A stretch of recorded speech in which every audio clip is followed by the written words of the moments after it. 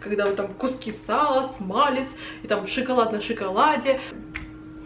Как бы вот так вот, да? Всем привет, девчонки и парни. Кстати, напишите в комментариях, кто вы, девушка или парень, сколько вам лет и откуда вы. Давайте будем знакомиться. В общем, я тут недавно снимала видео о интуитивном питании, если вы помните, и мы с вами обсуждали тему, как правильно питаться, при этом чувствовать свой организм и, как бы иногда кушать то, что хочется. Так вот, я поняла, что большинство людей, которые стремятся к здоровому образу жизни, хотят просто правильно питаться, чувствовать вот эту вот легкость в теле, при этом стараться не срываться. Да, срывы, вот эти зажоры, это основа проблем у большинства девушек в основном, которые просто мешают нам встать на истинный путь и наконец-то начать свою новую здоровую жизнь. А что если я вам скажу, что можно делать плановые зажоры, есть все, что вы хотите, ваши любимые вкусняшки, пиццу, пирожные, в общем, все, что вам хочется, при этом выглядеть отлично, звучит просто какая-то волшебная реклама. Сегодня мы поговорим с вами о читмиле, о плановом нарушении вашего правильного питания,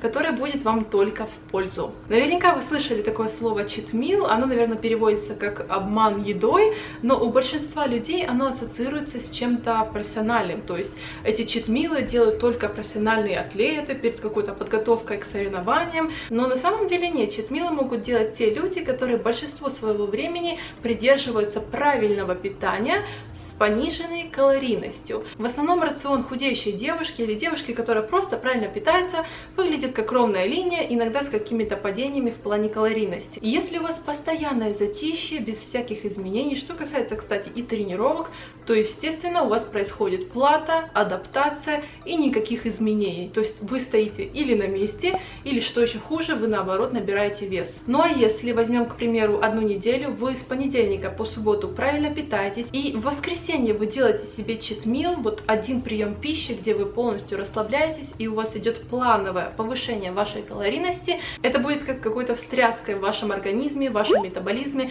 и, естественно, ваши процессы будут работать уже по-другому. Именно поэтому я за читмилы, и это тот вид питания, та схема, которую я лично на себе пробую. Так что давайте теперь поподробнее разберемся, что такое читмилы, я вам расскажу о их правилах и для кого они вообще подходят и как их проводить. Количество читмилов, которые вы можете проводить, зависит от вашей жировой прослойки, потому что все мы разные. Естественно, девушка или парень, у которых меньше, чем 15% жировая прослойка, довольно худенькие ребята, то, конечно же, им можно проводить читмилы гораздо чаще, раз в неделю. Ну, а если у девушки или у парня проблемы с лишним весом, и у них жировая прослойка выше, чем 15%, то они могут проводить такие читмилы, такие встряски раз в 2 или в 3 недели. Для начала очень важно выбрать правильный день для читмила. Посмотрите, в какой день недели вам будет удобнее сделать читмил. Возможно, это будет суббота вместе с друзьями после какого-то озера на пикнике, или это будет пятница после тяжелой работы,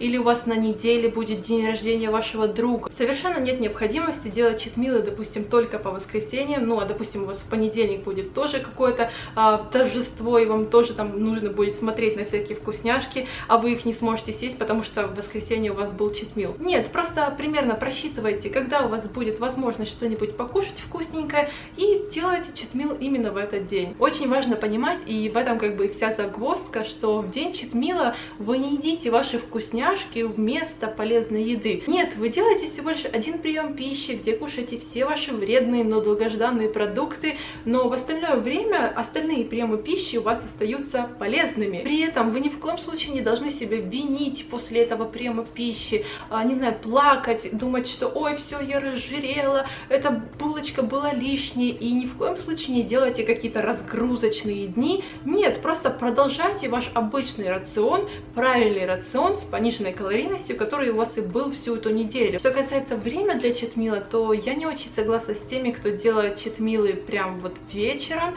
после 6, допустим, там перед телевизором садятся с какой-то пиццей или с мороженым, едят это все перед сном, потому что все-таки это нагрузка очень сильно перед сном, наши процессы метаболизма, организм спит уже, и он не может переработать такую тяжелую еду. Если вы решили сделать читмил в день, когда у вас нет тренировки, то лучше его делать где-то в середине дня, потому что если вы утром, вот как только проснетесь, будете есть пиццы, всякие пирожки, какие-то сладости, то это не очень, опять же, хорошо. Все-таки утром организм должен получать больше протеина, больше полезных веществ. Ну а если вы хотите покушать что-то любимое в день, когда у вас тренировка, то лучше всего делать читмил после тренировки, вот прям практически сразу же после вашей тренировки, потому что ваш метаболизм после всех этих упражнений ускоряется, то есть вся еда будет перерабатываться, опять же, быстрее. Очень важный момент, если вы стали на этот путь правильного питания с добавлением читмилов, то вы должны понимать, что ваши тренировки должны быть действительно интенсивными, серьезными, тоже распланированными, регулярными. Питание у вас совершенно не налажено, иногда перехватываете какие-то конфетки и воспринимаете их как читмил каждые 10 минут, то, конечно же, читмил не будет работать, и у вас просто будет какая-то каша. Я не зря сказала за вот эти перекусы, перехваты чего-нибудь вкусненького, сладенького, вредненького. Иногда мы просто не замечаем за собой, как мы что-то тянем постоянно в рот, особенно если мы сидим без дела за компьютером, ну, вы знаете, о чем я вам рассказываю, поэтому, если у вас не получается это все сделать, то откажитесь от читмилов, потому что этот читмил у вас может затянуться на несколько дней, недель, и вы потом просто будете сидеть, как, знаете, у разбитого корыта и плакать, и думать, что это был за ужасный срывище. Ну и уж, конечно, не стоит взвешиваться после каждого читмила, циферка может увеличиться, и вы даже не поверите, у вас может немножко надуться живот, вы можете казаться себе немножко водянистой, и это вполне нормально, потому что вы съели достаточно большую калорийность, больше, чем это бывает у вас обычно. Калорийность за сутки у вас повысилась. Это просто вода, которая задерживается в вашем организме, и через пару дней, если вы, конечно, тренируетесь и держите правильный рацион, как я говорила, это все просто уйдет. Еще такой важный момент: в читмиле, в этом приеме пищи, вы должны наесться вашей любимой вредной едой, потому что если вы как бы укусите кусочек шоколадки, но будете просто такими глазами постоянно ее просто сверлить, и вы не наедитесь этой шоколадкой, то, конечно же, вы будете постоянно к ней подходить, отламывать в течение дня, когда просто не успокоитесь. Старайтесь почувствовать вот этот промежуток, когда ваш желудок наполнен, но в то же время вы не переели, и вы сытые, то есть как бы вот так вот, да, тогда у вас не будет дальнейших срывов в течение дня. Конечно же, вкусняшки могут быть разные день читмила, но все-таки старайтесь выбирать не слишком уж жирную пищу, когда вот там куски сала, смалец и там шоколад на шоколаде. Старайтесь все-таки примерно выбирать более-менее качественные продукты. Если вы делаете читмилы, напишите в комментариях вашу любимую вкусняшку. Давайте истечем просто слюнами, читая комментарии, но я скажу за себя, я очень люблю пиццу пепперони, и я люблю еще пончики в шоколаде. Я не считаю себя сильной сладкоежкой, и если, допустим, выбрать сладкое и вот такое вот, допустим, как пицца, то я выберу, скорее всего, пиццу. Поэтому, что вы больше любите? Такое мясное вредное или сладкое вредное? Давайте немножко помечтаем. Ну и как бы на этом все. Это были основные правила читмилов, планового нарушения вашего питания, которое поможет вам не срываться и всегда быть в форме. Такое возможно и такое реально. Я лично практикую для себя читмилы. Мы вместе с мужем их делаем в какой-то определенный день. Это может быть не определенный день недели, но просто когда мы вот чувствуем, что мы вот хорошо питаемся правильно, и у нас какой-то вот случай наступает, что вот мы хотим что-то отпраздновать или просто отдохнуть для себя. Мы едем в любимое место, кушаем любимую еду, возвращаемся домой и продолжаем правильно питаться. Так что я вам советую прийти к такому же, и тогда у вас действительно не будет проблем. Но самое главное, старайтесь все-таки контролировать себя.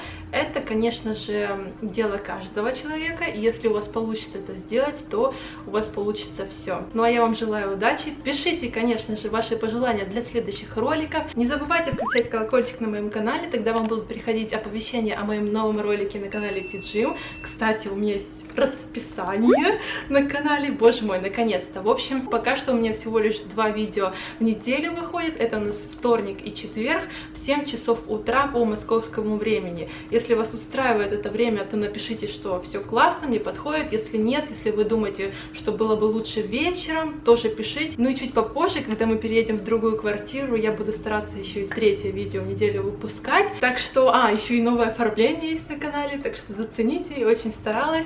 И мы с вами встретимся в следующем видео. Всем удачи, пока-пока!